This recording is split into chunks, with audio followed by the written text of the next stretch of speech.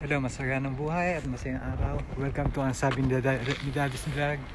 Andito po tayo ngayon sa Chuo Coin at pinanonood ko po ang mga elderly kung paano sila maglaro ng, hindi ko po alam ang tawag dito alam ko lang po yung gate ball.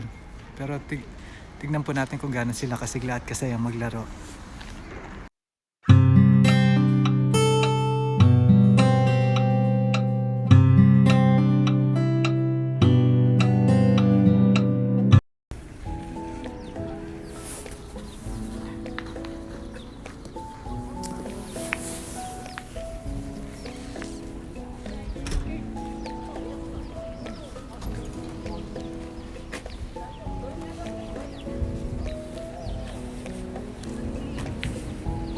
Yan po talaga napakasigla nila.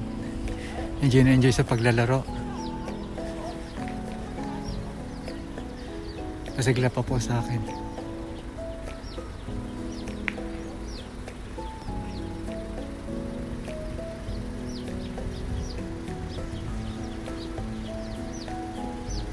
Pag maganda po panahon, lagi sila nandito. At least wala naman po silang ginagawa na dahil pensyonado na po sila. Mga pensyonado na po yung mga yan, kaya mga naglilibang lang. Tsaka syempre stress din sa bahay. Yan po sila kasaya.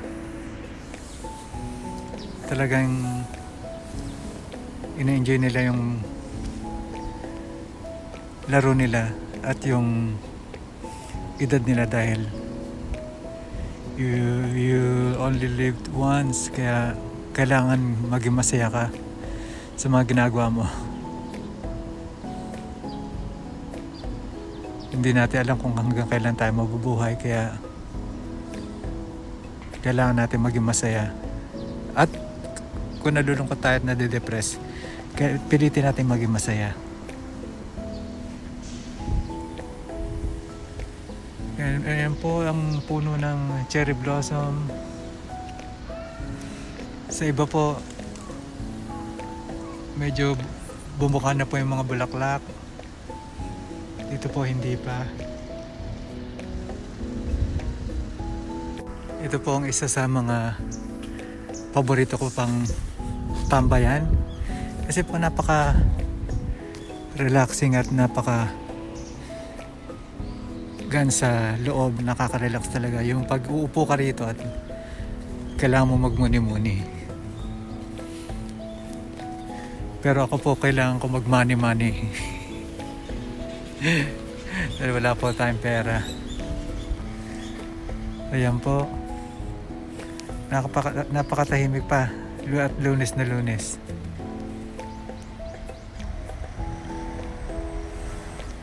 Maraming nag-umpisa na magtrabaho.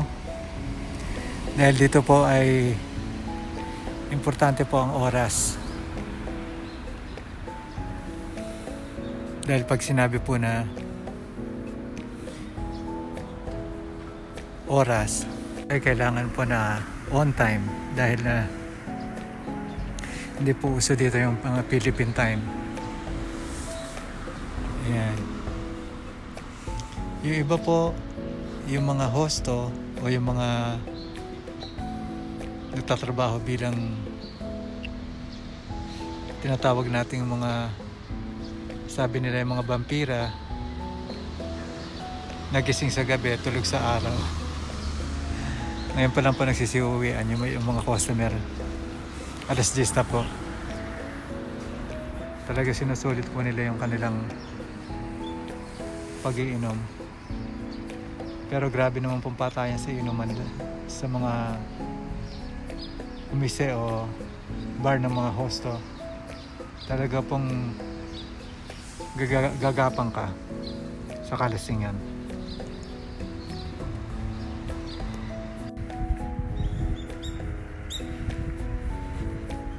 Sarap po ng pakinggan ng mga huni ng ibon.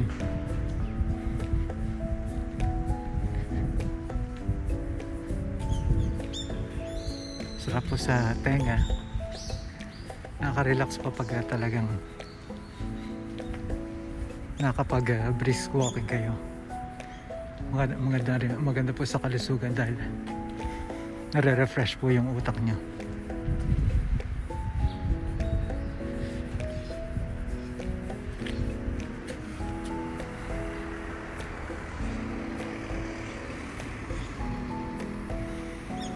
Napakarami pa rin po umising ngayon, pero marami na po talagang nagsara dahil bagsak na po ang ekonomiya ng Japan at buhat po nagpa-pandemic talagang hindi na po lumalabas ang mga tao dahil siguro sa takot.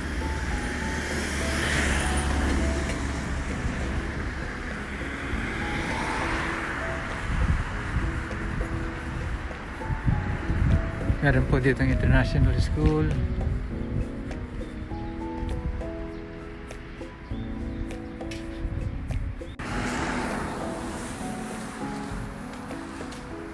Ito po ang building ng aking pinagtatrabuhang amo. Hiwa-hiwalay po dati yung mga club niya. Ngayon po ay sama-sama na dito sa isang building dahil kanya na po itong building na to. Tapos itaas po ang dawan na pinagtrabahuhan ko. Sumunod po ang Shonjoy, Show House Universe. Alala ko, Yakiniko po to. Yan. Ito po ang bagong tanit ng dawan. A Dynamic Trio. Sila po yung pumalit sa Brother Oka ko, aking BFF na umuwi na, at nandun po yung sa loob yung mga iba pang talent. Ito po ang kanilang showtime, 8:20, 9:20 at 10:20. Meron po sila mga good food, pero mas good food dati dahil ako nagluluto dati. Mga Philippine food po. Ayan. 3 sets lang po. Hindi kagaya namin. 9 to 10 sets a day. A night. Kahit saan ka po lumingon o tumingin, talagang makikita nyo talaga napakaraming hosto.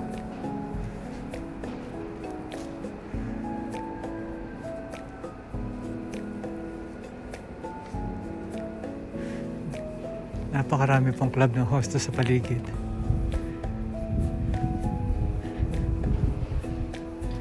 Dati po sa paligid ay puro linga. Dito po sa paligid-ligid ay puro hosto.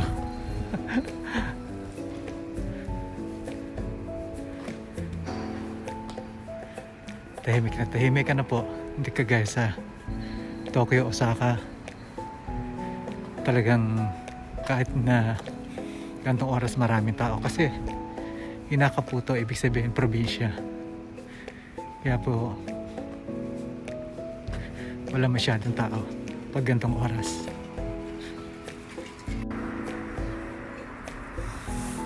Ang naman, meron ito po yung mga sikat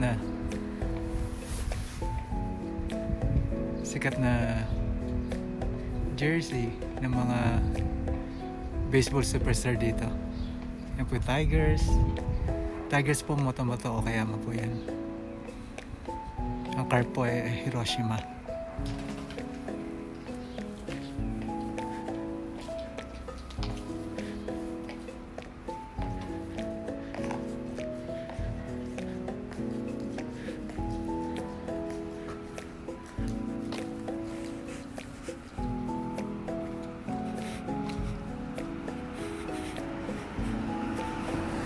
Napakalaki na po ng pinagkaiba. Umuunlad po ako kaya pero yung nightlife wala na. Pero dito po marami pa rin po o-open kagaya po nito na. Ka-open lang po. Napakaraming balloons. At ito pa ang mga hosto.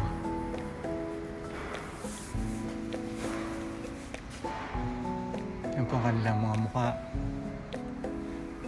Ano sa palagay nyo? Hindi kayo mapalagay.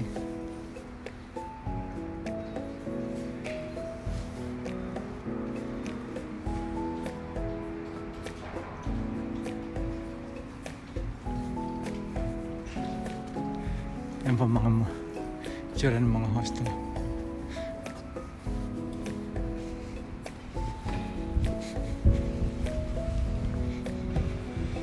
Meron pa po dito.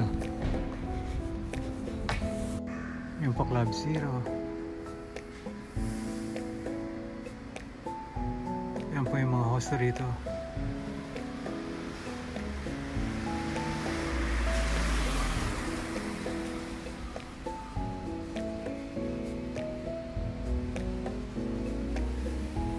Yan.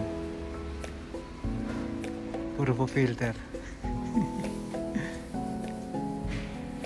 Ito naman po sa mga babae. Grabe po, ang isang set po ay 50 minutes. 50 minutes po ay 6,600.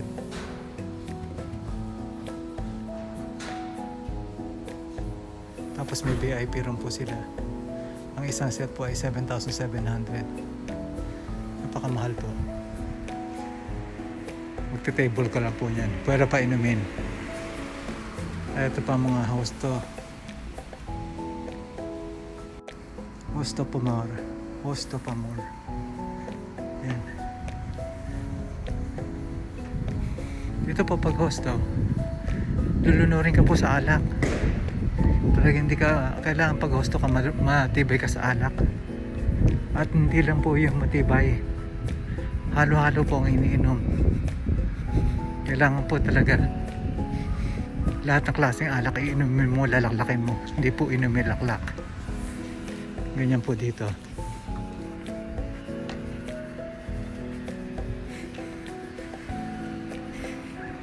Kaya po, ang hirap ng buhay ng isang hosto dahil puyat ka na.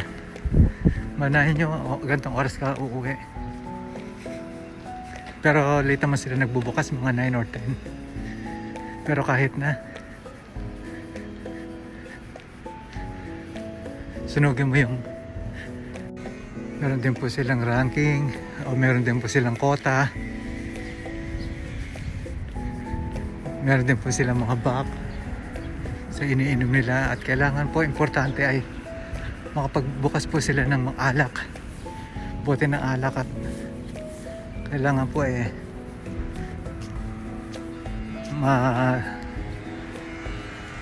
maubos nila yon para kumita po ang o meron po silang pasweldo sa kanila. Andito na po ako, bumalik na ako sa Chuo-Chuo Coin at talagang ang ating mga lolo at lola ay enjoy na enjoy sa paglalaro. Para pong mga Jolen o Holen na talaga pinatatamaan nila para lumabas na sa base. Sana po nag-enjoy kayo sa ating lakaran, sa ating brisk walking with usapan. Ito po ang sabi ni Dad's Vlog. Sana po ay nasa mabuting kalagayan at sana po ay ulanin kayo ng grasya. At ingatan niyo po ang inyong sarili. At yan po ang ating usapan ngayon ng pagtatrabaho ng mga hosto. Yung mga basic lang po na alam ko kung ano ginagawa nila sa pagtatrabaho. At ang ginagawa ng ating mga lolo at lola na masaya sa paglalaro ng kanilang ginagawa na pinakita ko kanina. So saan po tayo? Kailangan mo na siguro na yung iba po kailangan mo na siguro enjoyin nila yung kanilang pagkabata.